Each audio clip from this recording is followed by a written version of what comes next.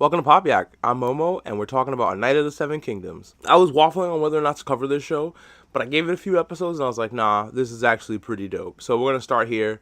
I'm going to try to get more of these out and catch up. We'll see what happens. The show is about your boy Dunk. It starts off, he's burying his mentor, his knight, his master, Arlen. Arlen leaves him a sword, 3 horses, hopefully letting him know that he can be a knight now.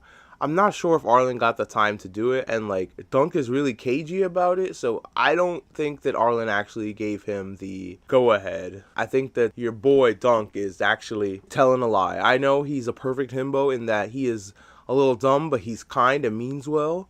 And he's just trying to make it for himself. And he's sure that Arlen would have knighted him, probably. And also would want for him to have a future. He didn't just waste his life training this fucking squire for no reason. I think that it's okay for Dunk to do this. He shouldn't feel so bad when he's talking about his relationship with him. Only thing he's remembering is getting his ass kicked by Arlen, disciplining him. And he's like, well, he only did it when he had to.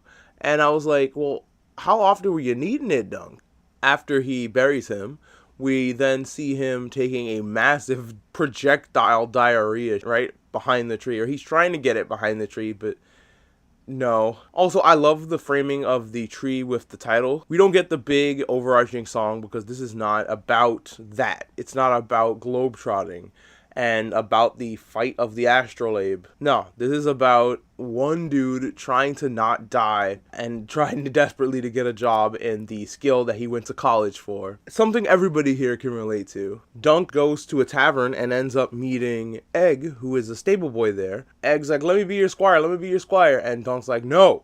But then he's like, all right, come on. You know how that always turns out, where his heart is too soft to deny giving this kid a chance at maybe a life, and also having a squire of his own. He's a real knight now. He's a big boy. He goes to the tourney grounds, and they're setting everything up. Things aren't fully set yet, but we see a lot of people that are related to people we see later. This show is taking place in the Reach, but we see some dudes from High Garden, which is the place where they grow all the food in Westeros.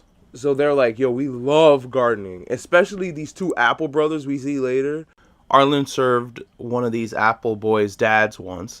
I believe it is the cider hall guy.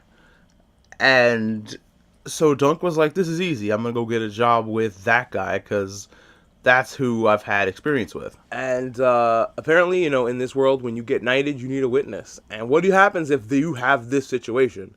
I'm pretty sure that this situation that happened with Dunk, where his master died before he was able to get knighted, if that's the case, which I believe it is, because Dunk is way too cagey about it. And sweet, innocent himbos like him don't know how they sound when they say stuff the way they say it. They're not good at lying. Well, you can definitely tell when Dunk is. I also love the relationship between Dunk and Egg that starts to blossom. It starts off not antagonistic. It's just Dunk is a little unsure of this kid, and Egg is a little too smart for his own good. The guy that enrolls everybody is the worst, most gross, disgusting motherfucker. He is the perfect wet white dude I talk about a lot in my stuff, like that greasy white boy. Examples of greasy white boys include Snape, Kylo Ren, Wormtongue. That motherfucker is definitely a greasy white boy, and this guy is part of that group. So good on you. But Dunk kind of just wanders around the fairgrounds. He runs into the most apple-coated dudes at the entire place. Yeah, their sigil is apples, and they're from the apple part of Pie Garden. But oh man, even their puns are appley, and they wear clothes that look very appley. And they come from the cider hall. At least one of them does. That's the more stuck-up asshole one.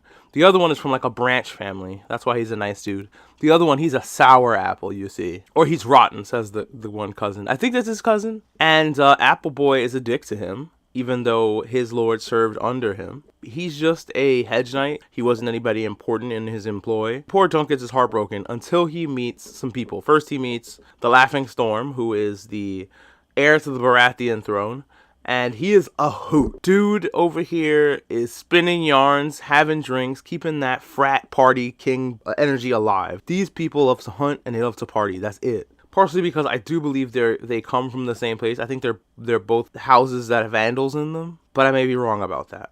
I would probably bet that the cider hall guy who comes from there, they make cider, right? That's like usually what they do in High Garden is their sigils usually represent the crops that they're really good at making. So, you probably have these people who make apple cider, and the other group probably makes like those shitty apples that are just for pie making. Like they're good for nothing else. I think they can turn their luck around if they just start breeding, like crossbreeding the apples. If they make a pink lady first, they win. The good boy apple tells Dunk, hey man, just use your strengths, and your strengths are being huge. So that he takes that name. He's Sir Duncan the Tall, and well, he sure is right. Before they turn in for the night, Dunk and Egg witness a shooting star, which usually is a sign of things to come in George's books, because we had the comet, which signified magic has come back. There was another significant shooting star in the lore. I'm interested to see what this means for our boy Dunk. We're going to try to speed through these to catch up. Play to your strengths. I love you.